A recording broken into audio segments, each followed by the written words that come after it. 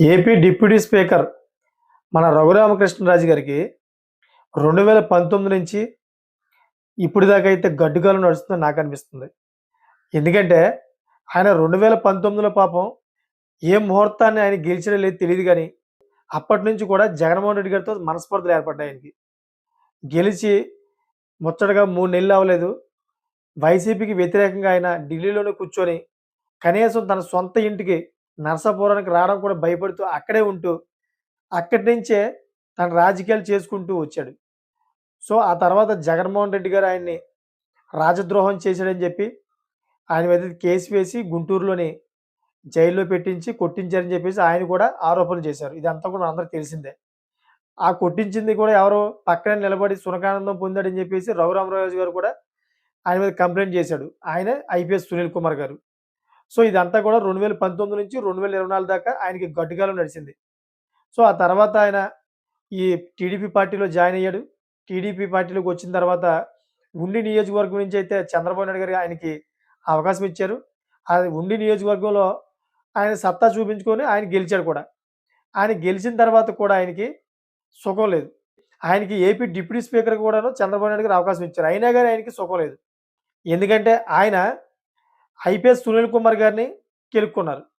నన్ను గత ప్రభుత్వం ఉన్నప్పుడు గుంటూరు పోలీస్ స్టేషన్‌లో నన్ను నన్ను కొట్టించారు. నా కాళ్ళన్నీ కూడాను దద్దులొచ్చేలా కొట్టించారు. ఒక ఎంపీ అని కూడా చూడకుండా ఇలా కొట్టించారని చెప్పేసి ఆయన రివర్స్‌గా ఆయన మీదతే ఎంక్వైరీ పెట్టించారు. ఎంక్వైరీ పెట్టిస్తే ఐపీఎస్ సునీల్ కుమార్ గారిని రీసెంట్‌గా సస్పెండ్ చేయడం జరిగింది. 6 నెలలైతే ఆయన్ని ఇంటికాడ కూర్చోబెట్టడం జరిగింది. ఆ తర్వాత ఐపీఎస్ సునీల్ కుమార్ గారు రఘురామరాజు గారి మీదైతే రోజుకో ట్వీట్ చేస్తూ ఆయన్ని ఇరికించే పనిలో ఉన్నారన్నమాట. ఆయన ఎస్‌బీఐ కోఆర్డినేటర్‌గా ఉంటూ చాలా ఫ్రాడ్‌లు చేశాడని, తప్పుడు డాక్యుమెంట్‌లు పెట్టి చాలామంది డబ్బులు నొక్కేసాడని, కొన్ని కోట్లు అవినీతి చేశాడని చెప్పేసి ఆయన ఎక్కలేనియన్నీ తీసుకొచ్చి ప్రజలకి వినిపిస్తూ వచ్చాడు.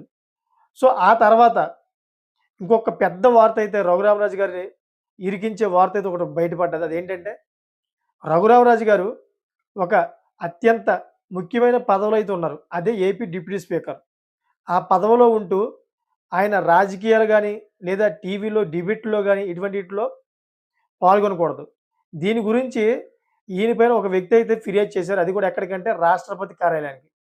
ఆయన ఎవరో కాదు జేపీపీ అధ్యక్షుడు జడ శ్రవణ్ కుమార్. ఆయనైతే ఈయన మీద కంప్లెయింట్ చేశాడన్నమాట.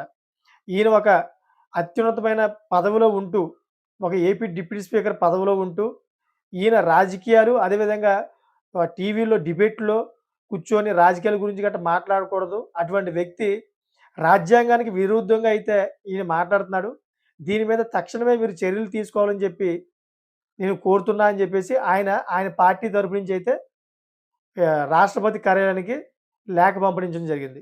ఆ ఫిర్యాదునైతే రాష్ట్రపతి కార్యాలయం స్వీకరించి దాన్ని ఏపీ ప్రభుత్వానికి సీఎస్‌కి పంపించిందన్నమాట. సీఎస్‌కి పంపించిన లెటర్‌లో ఏముందంటే ఎవరైతే ఏపీ డిప్యూటీ స్పీకర్ రఘురామరాజు గారు ఉన్నారో ఈయన రాజ్యాంగానికి విరుద్ధంగా అయితే వ్యవహరిస్తున్నారు. ఈయన గురించి అయితే ప్రూఫ్స్ కూడా వచ్చాయి మా దగ్గరికి. ఈయన మీద చట్టపరమైన చర్యలు తీసుకోవాలని రాష్ట్రపతి కార్యాలయం నుంచి మేము కోరుతున్నాం అని చెప్పేసి సీఎస్ గారికైతే ఒక లెటర్ పంపించింది.